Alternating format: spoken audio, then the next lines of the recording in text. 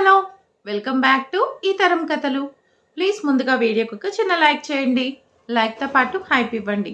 ఈరోజు కథ 'angry husband' part 61. కథను రచించిన వారు సుజాత గారు, వాయిస్ ఓవర్ శ్వేత. ఇక లేట్ చేయకుండా స్టోరీలోకి వెళ్ళిపోదాం. వాష్రూమ్‌లోకి వెళ్ళిన జై కూడా నవ్వుకుంటాడు. 10 నిమిషాల్లో బయటికి వచ్చి ఏదో ఒకసారి కొట్టాననుకో దాన్ని అంతగా గుర్తుపెట్టుకోవాలా? వదిలేయొచ్చు కదా! మర్చిపోవచ్చు కదా! చెప్పాను కదా, అలాంటివి అంత ఈజీగా మర్చిపోరు అమ్మాయిలు. పైగా ఆ రోజు స్పెషల్ గిఫ్ట్ కదా, అందుకే అస్సలు మర్చిపోను. స్పెషల్ గిఫ్ట్ ఏంటి దక్ష డియర్ అంటూ తన దగ్గరికి లాక్కొని అడుగుతాడు. అంటే ఆ రోజేంటో మీకు తెలీదా? నిజంగా మీకు గుర్తులేదా, కావాలని అంటున్నారా? అబ్బా, మన పెళ్ళైన కొద్ది రోజులు అనుకుంటాను, అందులో గుర్తు పెట్టుకోవాల్సిందేముంది? అంటే నిన్ను కొట్టాను కదా, అందుకని ఆ డే గుర్తు పెట్టుకోవాలా? ఏమీ అవసరం లేదు అంటూ జైని వదిలించుకొని వెళ్తుంటే వెళ్ళనివ్వకుండా ఇంకా దగ్గరగా తీసుకొని, ఏంట్రా ఆ రోజు స్పెషల్ ఏంటో చెప్పొచ్చు కదా, ఆమె తన ఫేస్లోకి చూస్తూ అడుగుతాడు. అప్పటికే దక్ష సీరియస్గా ఉండడాన్ని చూసి, ఇదేంటి ఇంత సీరియస్గా ఉంది, అంటే ఏదైనా స్పెషల్ ఉందా అని ఎంత ఆలోచించినా కానీ పాపం జైకి అస్సలు గుర్తు రావట్లేదు. నాకు అన్ని విషయాలు అంత బాగా ఏం గుర్తుండట్లేదు, అందుకని విషయం ఏంటో నువ్వు చెప్తే నాకు ఏదైనా గుర్తుకొస్తుందేమో చూద్దాం అంటాడు. అవసరం లేదులే, కొత్తగా పెళ్ళయింది, అప్పుడే గుర్తులేదు, ఇప్పుడు గుర్తొచ్చినా కానీ పెద్ద ఉపయోగం లేదు అని తన చేతుల్ని వదిలించుకొని వెళ్ళి మంచం మీద పడుకుంటుంది. జై కూడా వెళ్ళి తన పక్కన పడుకుంటాడు. ఏమైందిరా అంటూ తన మెడ మీద ముద్దు పెట్టి తన కోపాన్ని కరిగించే ప్రయత్నం చేస్తుంటాడు. ఏమీ లేదు సార్, నేను చాలా సంతోషంగా ఉన్నాను, ఇక మీరు బయలుదేరండి అంటుంది. అంటే తన మీద ఉన్న జై చేతుల్ని పక్కకి నెట్టి అంటుంది. జై ఏదో మాట్లాడుతుండగా ఫోన్ వస్తుంది. తను ఫోన్ మాట్లాడి పెట్టేసి, ఈవినింగ్ సౌమ్య వాళ్ళ రిసెప్షన్ ఉంది, నేను వచ్చేసరికి రెడీగా ఉండు, ఇద్దరం వెళ్దాం, అర్జెంటు పనుంది అని చెప్పి బయటకు వెళ్ళిపోతాడు. నన్ను కూడా ఆఫీస్కి తీసుకెళ్ళు, ఇద్దరం కలిసి కాపురం చేద్దాం అని జై వెళ్ళిన వైపు చూసి కొంచెం పెద్దగానే అంటుంది. ఆ మాటలు విన్న జై పాపం నన్ను బాగా మిస్ అవుతుంది అనుకుంటూ వెళ్ళిపోతాడు. ఏ మనిషో ఏంటో ఏమీ గుర్తుండదు అనుకుంటూ చిరాకు పడుతుంది దక్ష. హాయ్ రమ్య అనుకుంటూ తన రూమ్లోకి వస్తాడు అర్జున్. అర్జున్ని చూడగానే చటుక్కున లేచి నిలబడుతుంది రమ్య. ఈ మర్యాదలు అవసరం లేదులే, కూర్చో అని చొరవగా తన భుజాల్ని పట్టుకొని కూర్చోబెట్టి తన పక్కనే కూర్చున్నాడు. ఏంటి అంత టెన్షన్గా ఉన్నావు? రేపు మన రిసెప్షన్కి మీ వాళ్ళందరిని ఇన్వైట్ చేశాం, తప్పకుండా వస్తామని చెప్పారు. ఎందుకో తెలీదు, నాకు ఒకసారి అక్కతో మాట్లాడాలనిపిస్తుంది. అక్కెవరు? నీకున్నది అన్నయ్య ఒక్కడే కదా, జైబావ వైఫ్, తన పేరు దక్ష. అందరినీ చాలా బాగా చూసుకుంది, ఈ ఫంక్షన్కి రమ్మని నేను కూడా చెప్తాను. సరే మీ అక్కతో మాట్లాడండి, నేను బయటకు వెళ్తాను అంటాడు. బయటకు వెళ్ళాల్సిన అవసరం లేదు, ఇక్కడే ఉండొచ్చు అని మొహమాట పడుతూ చెప్తుంది రమ్య. మీ అక్కతో మాట్లాడుతున్నావు, నేను ఇక్కడ ఉండడం కరెక్ట్ కాదు, మీరు మాట్లాడండి, నేను 5 మినిట్స్లో వస్తాను అని చెప్పి బయటకు వెళ్తాడు అర్జున్. రమ్య వీడియో కాల్ చేస్తుంది. దక్ష లిఫ్ట్ చేసి, ఎలా ఉన్నావు రమ్య? బాగున్నానక్క. అక్కడంతా ఓకే కదా? అంతా బాగానే ఉన్నాం. అక్క ఏంటి చెప్పు, రేపు ఫంక్షన్కి అమ్మ వస్తుందా అని అడుగుతుంది. నాకు తెలీదు రమ్య, ఎందుకంటే పెద్దమ్మ ఎవరితోనూ నేను మాట్లాడట్లేదు, తను కూడా మా ఫంక్షన్కి వస్తే బాగుండని మనసులో అనిపిస్తుంది. కానీ ఒక రౌడీ వెధవనిచ్చి నన్ను పెళ్లి చేయాలని చూసింది కాబట్టి తను రాకుండా ఉంటే బాగుండనిపిస్తుంది. ఏం చేయాలో అర్థం కావట్లేదక్క. కంగారు పడకు, పెద్దమ్మని నేను అడుగుతాను, వస్తాను అంటే తీసుకొని వస్తాను, రాను అంటే నేనేం చేయలేను. ఇవాళ సౌమ్య వాళ్ళ ఫంక్షన్, అక్కడికి వెళ్తున్నాను అంటుంది. ఓకే అక్క, బాయ్. అక్కడికి వెళ్ళాక వీడియో కాల్ చేసి ఇద్దరిని నాకు చూపించవా? అందరం ఒకే ఇంట్లో ఉన్నా కానీ ఒకరి ఫంక్షన్కి ఒక్కరోజు అటెండ్ అయ్యే అవకాశం లేకుండా అయిపోయింది, కనీసం వాళ్ళని చూస్తాను అంటుంది. అలాగే, నువ్వు ఓకే కదా అని మళ్ళీ అడుగుతుంది దక్ష. నిజంగా చాలా హ్యాపీగా ఉన్నాను, నిన్ను ప్రేమించే వాళ్ళు దొరకడం నన్ను ప్రేమించే వాళ్ళు దొరకడం నా అదృష్టమే కదా. సరే జాగ్రత్త, ఇక ఉంటాను అని ఫోన్ పెట్టేసింది దక్ష. రమ్య కూడా ఫోన్ పెట్టేయగానే అర్జున్ మళ్ళీ వస్తాడు. ఏంటి రమ్య, ఎవరూ లేరు అని కంగారు పడకు. అమ్మా నాన్నకి కూడా నువ్వు బాగా నచ్చావు, అందుకే వెంటనే పెళ్లికి ఒప్పుకున్నారు. నిజంగానే ఫస్ట్ క్రష్నా? అర్జున్ చిన్నగా నవ్వాడు. మీ నవ్వు చాలా బాగుంటుంది రమ్య. మీ నవ్వు చాలా బాగుంది అంటుంది రమ్య. ఏంటి అంటాడు తన మొహంలోకి తొంగి చూస్తూ. రమ్య సిగ్గుపడుతూ ఏం లేదు అంటుంది. చిన్నప్పుడు ఇద్దరం కలిసి చదువుకున్నాం. ఆ తర్వాత నేను స్టేట్స్కి వెళ్ళిపోయాను. అక్కడ చాలామందిని చూశాను, చాలామంది ఫ్రెండ్స్ ఉన్నారు. కానీ ఎందుకో నువ్వు బాగా గుర్తొచ్చావు. ఆ మాటకి అందంగా సిగ్గుపడుతుంది. ఇది చిన్నప్పుడు కూడా ఇలాగే సిగ్గుపడతావు. అది నా మనసులో బాగా గుర్తుండిపోయింది. అప్పుడప్పుడు ఇండియా వచ్చినా నువ్వెప్పుడూ నాకు కనిపించలేదు. అనుకోకుండా ఒక ఫంక్షన్కి ఇండియా వచ్చాను. అప్పుడు 1 నెల ఇక్కడే ఉన్నాను. అదే మంచి టైం అనుకుని నీ గురించి ఎంక్వైరీ చేశాను. ఆ రోజు జై పెళ్లి జరుగుతుంది. అక్కడికొచ్చి నిన్ను చూశాను. నిజం చెప్పాలంటే నీ కోసం వచ్చాను. అప్పుడు నీతో మాట్లాడడం కుదరలేదు. మళ్ళీ వెళ్ళేటప్పుడు జైని కలిసి నిన్ను పెళ్లి చేసుకుంటాను అని చెప్పాను. మీరు ఒప్పుకోవడం కాదు, మా రమ్య ఒప్పుకున్నప్పుడు నేను నీకు ఆన్సర్ చెప్తాను అన్నాడు. జైగా నేను నీ మీద హోప్స్ వదిలేశాను. రీసెంట్గా ఫోన్ చేసి రమ్యని పెళ్లి చేసుకుంటావా అని అడిగాడు. అప్పుడు నేను ఎంత సంతోషపడ్డానో మాటల్లో చెప్పలేను. తర్వాత నీకు తెలిసిందే కదా, మనమిద్దరం వీడియో కాల్ చేసుకున్నాం. పెళ్ళి ఓకే అయింది. కానీ కొన్ని కారణాల వల్ల మండపంలోకి అలా ఎంట్రీ ఇవ్వమని చెప్పాడు జై. అందుకే అలా చేశాను. నిజంగా నా కోసం అంత గట్టిగా వెతికారా? నేనంటే అంత ఇష్టమా? ఎంత ఇష్టమో నాకు మాటల్లో చెప్పడం చేత కాదు. అంటే రమ్యని దగ్గరికి తీసుకొని తన పెదవుల మీద తియ్యని ప్రేమ సంతకం చేస్తాడు. ఇంత ఇష్టం అంటాడు. రమ్య సిగ్గుపడుతూ అర్జున్ కౌగిల్లో ఒదిగిపోతుంది. ఏంటి దక్ష మేడం రెడీ అయ్యారా అనుకుంటూ అక్కడికి వస్తాడు జై. అప్పటికే దక్ష నిండు మిరపపండు రంగు చీరకు గ్రీన్ బార్డర్ ఉన్న పట్టు చీర కట్టుకొని రెడీ అయి ఉంటుంది. అసలు ప్రెగ్నెన్సీ టైం కొద్దిగా ఒళ్ళు చేసి రంగు వచ్చిందేమో. ఆ చీర కట్టుకుంటే తన అందం ఇంకా రెట్టింపైంది అన్నట్టు అనిపిస్తుంది. నేను రెడీ అన్నట్టు చెప్పి సైలెంట్గా ఉంటుంది. జై కూడా రెడీ అయి కిందకు వస్తారు. ఆది వాళ్ళు రాఖీ లడ్డు తాతగారు రెడీగా ఉంటారు. దక్ష కొంచెం సీరియస్గా కీర్తన అని పిలుస్తుంది. తను గబగబా లోపల నుండి బయటకు వస్తుంది. నేను ఫంక్షన్కి వెళ్తున్నాను, నాతో పాటు రావాలి కదా. వదినా, ఫంక్షన్కి ఫ్యామిలీ మెంబర్స్ వెళ్తే సరిపోతుంది, తను రావాల్సిన అవసరం లేదు అంటాడు లడ్డు. తను నాకు సర్వెంట్గా వస్తుంది, ఈ ఇంటి కోడలుగా రావట్లేదు అని కొంచెం గట్టిగా చెప్పడంతో సైలెంట్గా ఉంటాడు లడ్డు. సరే మీతో వస్తాను అంటుంది. ఇలా వస్తే తీసుకెళ్ళను, కొంచెం మంచి చీర కట్టుకొని నీట్గా రెడీ అవ్వు అంటుంది. 10 నిమిషాల్లో కీర్తన మంచి చీర కట్టుకొని దక్ష పక్కన నిలబడుతుంది. మరీ ఎక్కువగా క్లోజ్గా ఉంటే లడ్డూకి అనుమానం వస్తుందని నా హ్యాండ్ బ్యాగ్ పట్టుకొని ఫాలో అవ్వు అంటుంది. సరే అక్క అని హ్యాండ్ బ్యాగ్ పట్టుకొని దక్ష వెనకే వెళ్తూ ఉంటుంది. ఇంటికి కోడలుగా నా భార్యగా కాకుండా వదినకి సర్వెంట్గా కీర్తనని అలా చూసేసరికి లడ్డూకి బాధగా అనిపించినా తను చేసిన తప్పు అనుకొని సరిపెట్టుకుంటాడు. ఫ్రంట్ సీట్లో జై దక్ష కూర్చుంటారు. ఇంకొకరు కూర్చునే అవకాశం ఉన్నా కానీ ఇక్కడ ప్లేస్ లేదు అని చెప్తుంది దక్ష. మధ్యలో కూర్చుందామనుకుంటే ఆది శ్రేష్ఠ రాఖీ ఉంటారు. వాళ్ళు కూడా ప్లేస్ లేదని చెప్పడంతో వెనక్కి వెళ్తుంది. లడ్డూ పక్కన కూర్చుంటే ఒప్పుకోరు కాబట్టి పెద్దగా ఉన్న సీట్లో తాతగారి పక్కనే కూర్చుందాం అనుకుంటుంది. కానీ తాతగారు కాళ్ళు నొప్పులుగా ఉన్నాయనుకుంటూ కాళ్ళు చాపుకొని కూర్చుంటారు. లడ్డూ పక్కన కూర్చుంటే ఏమంటాడో అని సైలెంట్గా ఉంటుంది. కీర్తన కూర్చున్నావా, కానీ స్టార్ట్ చేస్తున్నారు అని పెద్దగా అంటుంది దక్ష. అందరూ అలా అలా అవాయిడ్ చేస్తుంటే లడ్డు కొంచెం సర్దుకొని తనని కూర్చోమన్నట్టు సైగ చేస్తాడు. ఆ మాత్రం దానికి సంతోషపడుతూ లడ్డు పక్కన కూర్చుంది. తను కూర్చోగానే కార్ స్టార్ట్ చేస్తాడు జై. లడ్డు కీర్తన పక్కన కూర్చోవడం చూసి ఫ్యామిలీ మెంబర్స్ అందరూ ముసిముసిగా నవ్వుకుంటూ ఉంటారు.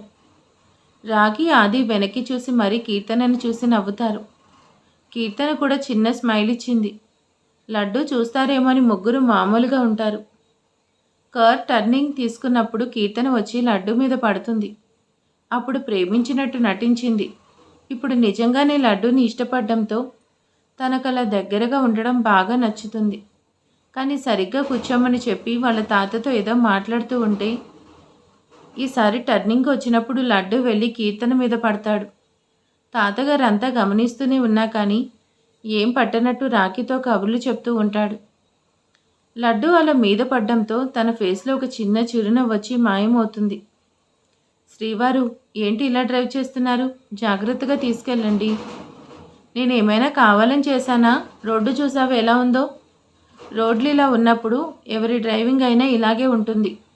ఒక 10 నిమిషాలు అడ్జస్ట్ అవ్వు, వెళ్ళిపోదాం అంటాడు. సరేలే, జాగ్రత్తగా తీసుకెళ్ళండి అని చెప్తూ మిర్రర్లో నుంచి లడ్డూని కీర్తనని చూస్తూ ఉంటుంది దక్ష. ఈసారి లడ్డు కూడా సారీ చెప్పి పక్కన కూర్చుంటాడు. ఒకసారి టర్నింగ్ వచ్చినప్పుడు కీర్తన, ఇంకోసారి టర్నింగ్ వచ్చినప్పుడు లడ్డు ఇలా ఒకరి మీద ఒకరు పడుతూ మొత్తానికి ఫంక్షన్ హాల్ దగ్గరకు వస్తారు. ఏంటన్నా ఈ డ్రైవింగ్, ఒళ్ళు హూనమైపోయింది అంటాడు ఆది. మెయిన్లో నుంచి వస్తే ట్రాఫిక్ హెవీగా ఉంటుంది కదా, అందుకని షార్ట్కట్లో వేరే రూట్లో వచ్చాం. రోడ్డంతా బాగాలేదు కదా, అడ్జస్ట్ అవ్వు. కానీ అక్కడ ఉన్న అందరికీ తెలుసు జై ఎందుకు అలా డ్రైవ్ చేశాడనేది. వాళ్ళిద్దరూ కొంచెం క్లోజ్ అవ్వడానికి అని కూడా తెలుసు. కానీ ఎవరికి వాళ్ళు పర్ఫార్మెన్స్ చూపిస్తున్నారు. అరే, మధ్యలో కూర్చున్న మా పరిస్థితే ఇలా ఉంటే బ్యాక్లో కూర్చుని నీ పరిస్థితి ఏంటా లడ్డు అంటాడు రాఖీ. ఆ మాటకి లడ్డు కీర్తన ఒకరినొకరు చూసుకొని సైలెంట్గా ఉంటారు. ఫంక్షన్ హాల్లోకి ఎంటర్ అవుతుంటే, నువ్వెక్కడికి మాతో పాటు వస్తున్నావు? అక్కడ దూరంగా కూర్చో, ఏదో ఒకటి తినేసేయ్, నేను వెళ్ళేటప్పుడు నేను తీసుకెళ్తాను అని కీర్తనకి చెప్పి అందరితో పాటు లోపలికి వెళ్తుంది దక్ష. పాపం కదా దక్ష, తను కూడా మనతో పాటుకు వస్తుంది కదా, ఎందుకు తనని అలా అంటావు అని అడిగితే, మనతోనే ఉంటూ తను పడే బాధ లడ్డూకి అర్థం కాదు. తను దూరంగా ఉంటే మనమందరం చూడట్లేదు కదా అని తనను ఓదార్చడానికి తన దగ్గరికి వెళ్తాడు. అందుకే ఇదంతా. అదే నిజమేలే అనుకుంటారు అందరూ. లోపలికి వెళ్ళేసరికి చాలా గ్రాండ్గా ఫంక్షన్ జరుగుతూ ఉంటుంది. లక్స్ గ్రీన్ కలర్లో షేడ్ వచ్చిన పట్టుచీర కట్టుకొని చాలా అందంగా ఉంటుంది సౌమ్య. తనకేమీ తీసుకోలేదు అన్నట్టుగా శర్వానీలో మెరిసిపోతూ ఉంటాడు తేజ కూడా. వీళ్ళని చూడగానే తేజ వాళ్ళ పేరెంట్స్ ఎదురొచ్చి మరీ రిసీవ్ చేసుకొని స్టేజ్ మీదకి తీసుకెళ్తారు.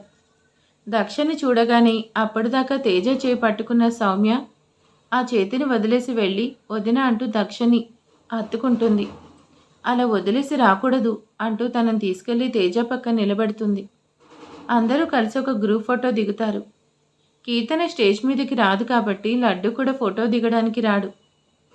వాళ్ళు ఫంక్షన్లో బిజీగా ఉండడం వల్ల కిందకొచ్చి కూర్చొని స్నాక్స్ తింటూ ఉంటారు. ఇక్కడ ఎవరి హడావిడిలో వాళ్ళు ఉండగా లడ్డు కీర్తన దగ్గరికి వెళ్ళి, ఇంటికి వెళ్ళేసరికి లేట్ అవుతుంది, ఏదో ఒకటి తిను అంటాడు. నేను తినకపోయినా ఎవరికి ఏ ప్రాబ్లం లేదు కదా, మీ ఇంట్లో పనిచేసే మనిషి తినకపోతే మీరు ఇంతగా పట్టించుకోవాల్సిన అవసరం లేదులే అంటుంది కీర్తన. నేను ఇంత ప్రేమగా చెప్తుంటే ఎలా మాట్లాడుతుందో చూడు అనుకొని, అంటే ఇంటికి వెళ్ళాక నువ్వు మళ్ళీ వంట చేసుకోవడం టైం వేస్ట్ ఎందుకు, ఇక్కడ తినేసేయ్ అని చెప్తున్నాను అని ఫేస్ సీరియస్గా పెట్టుకొని వెళ్తాడు. పర్వాలేదు లడ్డు బాబుకి నా మీద కొంచెం ప్రేమ ఉంది అనుకుంటూ సంతోషపడుతూ అక్కడే కూర్చొని తనకు కావలసినవి తెచ్చుకొని తింటుంది. కొద్దిసేపటి తర్వాత ఫంక్షన్ హడావిడి కొంత తగ్గుతుంది. తేజ సౌమ్య ఇద్దరు కలిసి దక్ష వాళ్ళ దగ్గరికి వస్తారు. మీరందరూ భోంచేశారా అని చాలా పొలైట్గా అడుగుతాడు తేజ. తినలేదు అని చెప్పడంతో రండి అందరం కలిసి తిందాం అంటాడు. వాళ్ళ ఫ్యామిలీ వీళ్ళ ఫ్యామిలీ అందరూ ఒక రౌండ్ టేబుల్ దగ్గర కూర్చొని తినడం మొదలు పెడతారు. వదిన, ఇంతకీ ఏం ప్లాన్ చేశారు అని అడుగుతుంది సౌమ్య. దక్ష వెంటనే సౌమ్య చేపట్టుకొని ఏం మాట్లాడదు అని సైగ చేస్తుంది. ప్లాన్ ఏంటి అని అడుగుతారు తాతగారు. అదే తాతయ్య, రమ్య ఫంక్షన్కి వెళ్ళాలి కదా, అందరూ వెళ్ళాలని ప్లాన్ చేసుకున్నారా అని అడుగుతుంది అంటూ సర్ది చెప్తుంది దక్ష. వదిన అలా ఎందుకు మాట్లాడిందో అర్థం కాకపోయినా తను అలా చెప్పేసరికి సైలెంట్గా ఉంటుంది సౌమ్య. జై వాళ్ళకి ఘనంగా మర్యాదలు జరుపుతారు. రమ్యకి ఐశ్వర్యకి వీడియో కాల్ చేసి సౌమ్య మాట్లాడుతుంది. ముగ్గురు చాలా హ్యాపీగా ఫీల్ అవుతారు. ఇక తిరిగి వెళ్తుంటే సౌమ్య మాత్రం చిన్నపిల్లలా ఏడుస్తుంది దక్షని పట్టుకొని. తనకి కొద్దిసేపు నచ్చ చెప్పి అక్కడి నుంచి బయలుదేరుతారు. చాలా లేట్ అవడంతో వచ్చేటప్పుడు ఎలా కూర్చున్నారు, వెళ్ళేటప్పుడు కూడా అలాగే కూర్చుంటారు. అందరూ సీట్కి ఆనుకొని నిద్రలో జారుకుంటారు. కీర్తన కూడా కళ్ళు మూసుకొని నిద్రపోతున్నట్టు నటించి కావాలని లడ్డూ మీద పడుతుంది. ఎందుకంటే తను ఎలా రిసీవ్ చేసుకుంటాడో చూడాలనేది తన ఆత్రం. పాపం ఇంట్లో పనులన్నీ చేసి బాగా అలసిపోతుంది. అందుకే నిద్రపోతుందిలే, కదిలించడం ఎందుకు అని అలాగే ఉంటాడు లడ్డు. తన చుట్టూ చేయి వేసి పట్టుకోవాలనిపిస్తుంది కానీ తాతగారు ఎదురుగానే ఉండడంతో ఆ ధైర్యం చేయలేకపోతుంది. నీ భర్తని నువ్వే నీ వైపు తిప్పుకోవాలి అని దక్ష చెప్పిన మాటలు గుర్తొచ్చి మెల్లిగా లడ్డు చుట్టూ చేయి వేసి ఉంది కీర్తన. అది తీయడానికి ప్రయత్నిస్తాడు. ఇంతకు తన వల్ల కాకపోయేసరికి తర్వాత సైలెంట్గా ఉంటాడు. దక్ష మాత్రం ఏం మాట్లాడకుండా సైలెంట్గా ఉంటుంది. ఒక రకంగా జై కొంచెం కోపంగా ఉంటుంది జై మీద. ఎందుకు తను అంత కోపంగా ఉందో మాత్రం అర్థం కావట్లేదు జైకి. అందరూ ఇంటికి వెళ్తారు. ఎవరికి వాళ్ళు దిగి వెళ్ళిపోతారు. ఎవరు కీర్తనని లడ్డూని పట్టించుకోరు. తను మాత్రం హాయిగా నిద్రపోతుంది. మొదట నటించినా కానీ నెమ్మదిగా నిద్రలోకి జారుకుంది. అందరూ వెళ్ళిపోయారని కన్ఫర్మ్ చేసుకున్న తర్వాత కీర్తనని నిద్ర లేపడానికి మనసు ఒప్పుకోదు లడ్డూకి. తనని సీట్ మీద పడుకోబెట్టి లడ్డూ కారు దిగుతాడు. తనని అలాగే ఎత్తుకొని లోపలికి వస్తాడు. తీసుకెళ్లి తనని రూమ్లో పడుకోబెట్టి దుప్పటి కప్పి ప్రేమగా తన తల నిమిరి మళ్ళీ కోపంగా చేయి వెనక్కి తీసుకొని బయటకు వస్తాడు. ఎవరు చూడట్లేదనుకుని ఫాస్ట్గా తన రూమ్కి వెళ్ళిపోతాడు. కీర్తనికి లడ్డు ఎత్తుకున్నప్పుడు మెలకువ వస్తుంది. కళ్ళు తెరిస్తే ఎక్కడ దించుతాడో అనే భయంతో అలాగే ఉంటుంది. తన మీద చూపిస్తున్న అభిమానానికి పొంగిపోతుంది కీర్తన. ఎవరు రూమ్స్లోకి వెళ్ళలేదు. అందరూ దొంగచాటుగా నిలబడి వాళ్ళిద్దరిని గమనిస్తూ ఉన్నారు. అది చూసి నవ్వుకుంటూ లోపలికి వెళ్తారు. దక్ష లోపలికి రాగానే చీర మార్చుకొని నైటీ వేసుకొని పడుకుంది. జై ఏదో పలకరించి మాట్లాడాలనుకున్నా కానీ తనంత సీరియస్గా ఉండడంతో డ్రాప్ అవుతాడు. కానీ అలా వదిలేలేక ఏమైంది దక్ష డియర్, ఎందుకంత కోపంగా ఉన్నావు? విషయం ఏంటో చెప్పొచ్చు కదా. ఏమీ లేదు, నాకు నిద్ర వస్తుంది అంటూ కళ్ళు మూసుకుంటుంది. సరే గుడ్ నైట్ అంటాడు. గుడ్ నైట్, బాగా నిద్రపోండి అని కోపంగా చెప్పి తను కళ్ళు మూసుకుంటుంది. ఎందుకో బాగా డిస్టర్బ్ అయింది. రేపు పొద్దునకి తనని సర్దుకుంటుందిలే అనుకుంటాడు. తను కూడా నిద్రలోకి జారుకుంటాడు. ఆద్య మంచి నిద్రలో ఉండగా సడన్గా తన నుదిటి మీద ముద్దు పెట్టుకున్న ఫీలింగ్ కలిగి కళ్ళు తెరుస్తుంది. జై తన వైపు నవ్వుతూ చూస్తాడు. ఏంటి అన్నట్టు చూస్తుంది. పైకి లే అని చెప్పి తనని లేపి కూర్చోపెట్టి పక్కనే ఉన్న పెద్ద కేక్ వైపు చూపిస్తాడు. అది చూడగానే దక్ష చాలా సంతోషపడుతుంది. అంటే మీకు గుర్తుందా, నిన్నటి నుంచి నువ్వు చెప్పాలి అనుకున్నది ఇదే కదా. రేపు మన వెడ్డింగ్ యానివర్సరీ డే అని చెప్పాలనుకున్నావు, కానీ నాకు గుర్తులేదు అనేసరికి నీ కోపం వచ్చింది. నిన్ను ప్రేమించి పెళ్లి చేసుకున్నాను దక్ష, అలాంటిది ఫస్ట్ యానివర్సరీ డే ఎలా మర్చిపోతాను? అప్పటికే దక్షకి సంతోషంలో కన్నీళ్ళు వస్తున్నాయి. ఆ సంతోషంలో జైని హక్ చేసుకుని థ్యాంక్ యూ వెరీ మచ్, మీకు గుర్తులేదనుకుని చాలా బాధపడ్డాను అంటుంది. నా లైఫ్ మొత్తం నువ్వే అయ్యావు, అలాంటిది ఈ విషయాన్ని ఎలా మర్చిపోతాను అంటూ తనని దగ్గరికి తీసుకొని కిస్ చేస్తాడు. థ్యాంక్ యూ శ్రీవారు అంటూ ఇద్దరిని కలిసి అక్కడున్న కేక్ కట్ చేసి ప్రేమగా ఒకరినొకరు తినిపించుకుంటారు. దక్ష ఆ కేక్ తీసుకుని జై బుగ్గకు రాసి గట్టిగా కొరుకుతుంది. హే రాక్షసి, ఎంత నొప్పిగా ఉందో తెలుసా అంటూ తన కొరికిన చోట రుద్దుకుంటూ ముద్దుగా విసుక్కుంటున్నాడు. దక్ష గట్టిగా నవ్వుతుంది. అప్పుడే డోర్ సౌండ్ అవ్వడంతో వెళ్ళి డోర్ తీశారు. ఫ్యామిలీ మెంబర్స్ అందరూ అక్కడే ఉంటారు. అందరూ లోపలికి వచ్చి హ్యాపీ వెడ్డింగ్ డే శుభాకాంక్షలు చెప్తారు. తాతగారి కాళ్ళకు నమస్కరించాలనుకుంటే వద్దమ్మా, ఈ టైంలో ఇలా చేయకూడదు అంటూ వాళ్ళని ఆపి వాళ్ళిద్దరిని ఆశీర్వదించి వాళ్ళిద్దరికీ కేక్ తినిపించి అక్కడే ఉన్న చైర్లో కూర్చుంటారు.